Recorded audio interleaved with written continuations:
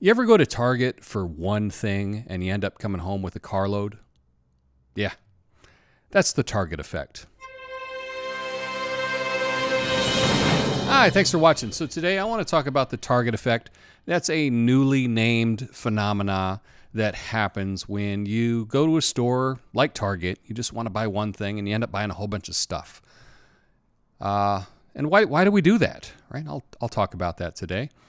Because today's Big Idea Wednesday, and I like to talk about ideas. Not everything has to be about politics and the media. What happens, especially at Target, is we go to Target, and one thing that Target does really well is they've laid out their store in a really logical way. After you go there 3 or 4 times, you know where everything is. It's no surprise. And they also do a real nice job of having lighting that is really attractive. They have nice colors throughout the store. It's very clean. It just feels good. And when it feels good, when we're in a store and we feel good about ourselves, we spend money. That's what we do. And so what happens is we go to a store like Target and we're just going to get one thing, and we're walking through the aisles and we see something else that we may need or want, and we pick that up too. And another reason why we do this at Target, especially, is Target's established itself as being a pretty good price leader on so many things. So you don't have to comparison shop if you buy something at Target. Chances are it's going to be a pretty good deal. Would you be able to find it a little bit cheaper, maybe, at a discount store? Sure.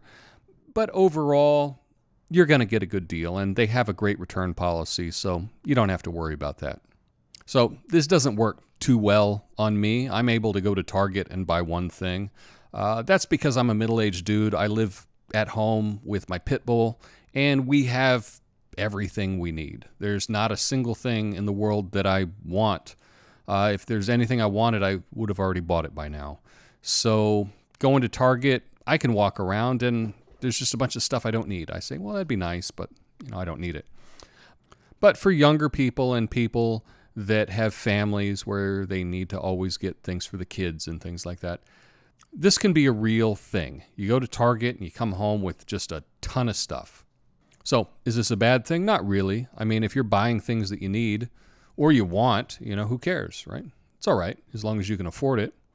But one thing that you probably shouldn't do is don't buy things to make yourself feel good. I used to call this mall therapy or retail therapy, where you just go and buy things to make yourself feel good. You don't need to do that. And chances are, if you're buying something just to feel good, you're not even going to use it. And eventually you're just going to have to get rid of it anyway, so save the money. One thing that is true, everything seems to be cheaper and better at Target. So anything that you have, anything that you bought 15, 20 years ago, chances are they have the exact same thing at Target, and it's cheaper and cooler.